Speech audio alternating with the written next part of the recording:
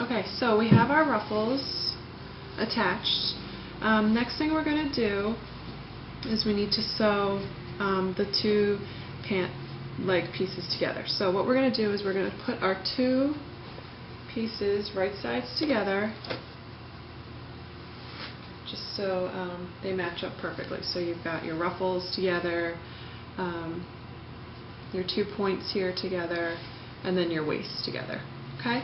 First thing you're going to do is you're going to sew down from the waist to the point here.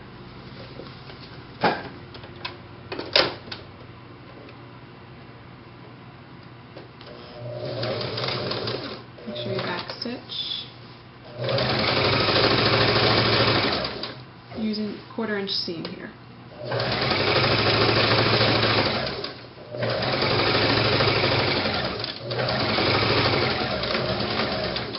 Back stitch again. Okay, go to the other side, do the same thing. Okay, start at the waist, 1/4 inch seam allowance.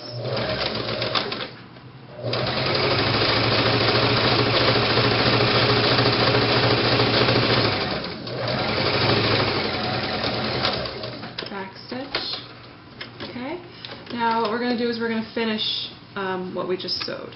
Okay, so you're going to go back through, switch to a zigzag stitch, about 1 inch length, 6.5 for your stitch width, or 6, whatever the highest yours goes up to.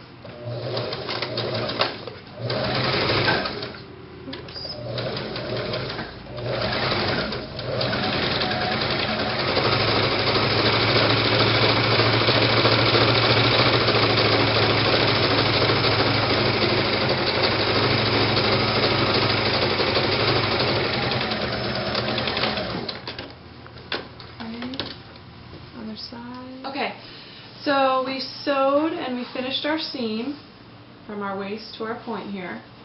We've got our ruffles sewn on. All the seams are finished. Now what you're going to do, the next step is you're just going to open up your pants. Okay, and then you see it's starting to come together. Next thing we're going to do is we're going to pin. We're going to match the 2 points together and make sure the seam is connected. And we're just going to pin that. Okay. You'll need a couple pins for this. Make sure your ruffles, your hems are the same length. Okay, now I've got extra here, you can see. I'm not going to cut this off until the very end. So you're just going to match your seams together and you'll be in good shape. And then you can just trim the extra off after we're all done. Okay.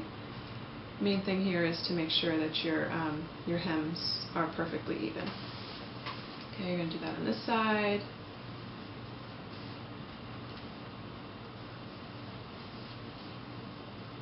Same thing over here. I've got some extra, but I'm not going to worry about it until the very end. Okay, so see our pants are coming to life here. Alright, and all you're going to do is, I'm not going to show the next part, we're going to do it exactly the way we did our last sewing steps. You're just going to sew all the way from the end of your hem, all the way up, over to the next leg, and all the way down. And then you're going to finish your seam as well, like we just did in the last step. Okay? Okay, so we have the big reveal here. What you should have done is you should have sewn all the way across over to the next pant leg, finished your seam, and then you probably had some extra here, so you trimmed that, trimmed all your thread, and then you're just going to turn them right side in, or right side out.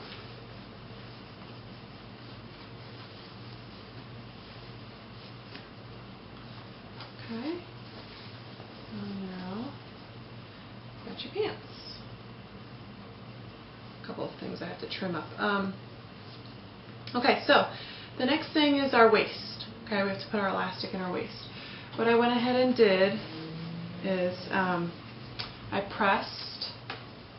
You're going to press over So here's your frayed edge. Press over about 1/4 inch, and then another 1/2 inch. Okay? You're going to go press that all the way around, which I did, so that's why it's going over nicely. Okay? And then I'll show you how to sew in the elastic. Okay, so we're ready to make our casing for our waist elastic.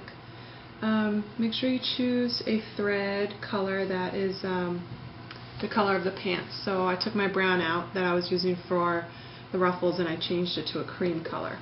Okay, because you're going to be doing back stitching and you want to make sure that it is the same color as the pants. Okay, so start at a seam and you're just going to back stitch, and then as close to the edge as possible, close to your fold, you're just going to go all the way across.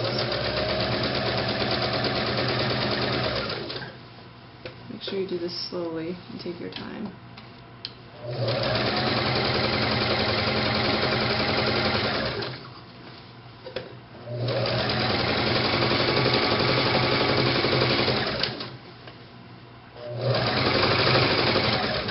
To help it when you get to the next seam. If you do, just kind of pull it as you're sewing.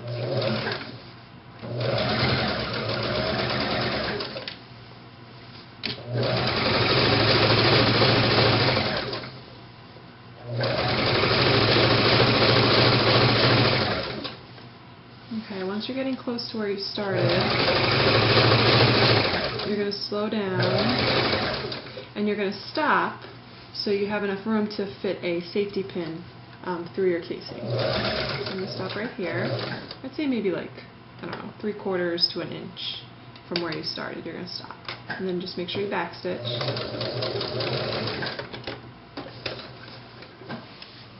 Okay, so we sewed our casing for our elastic.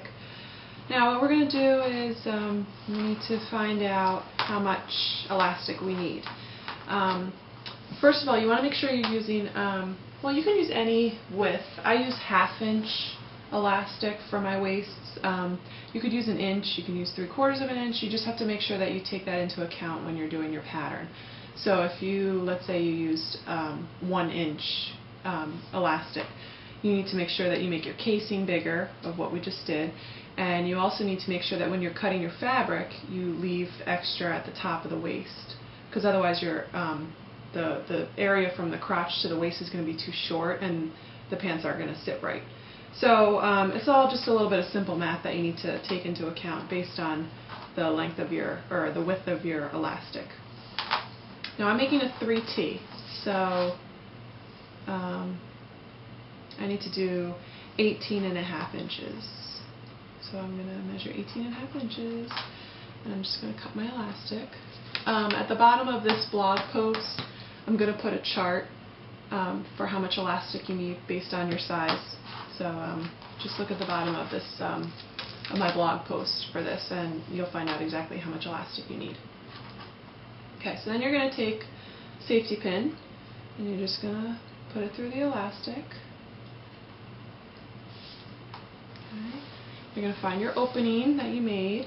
Okay, you're going to slip the safety pin through, and you're just going to very gradually work the safety pin all the way around. Just be careful, you don't want your elastic to flip around in there, otherwise you know, it's not going to be even and it won't sit right. All I'm going to do is overlap my 2 elastic pieces, just maybe a 1/2 inch. This is kind of tricky, you kind of have to manipulate it.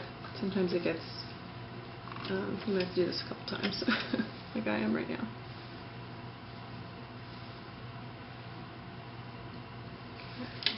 And I usually, I sew this together with a zigzag stitch for a little more security.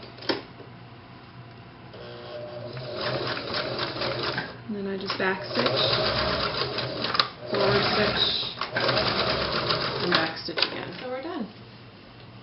We've got our little pants.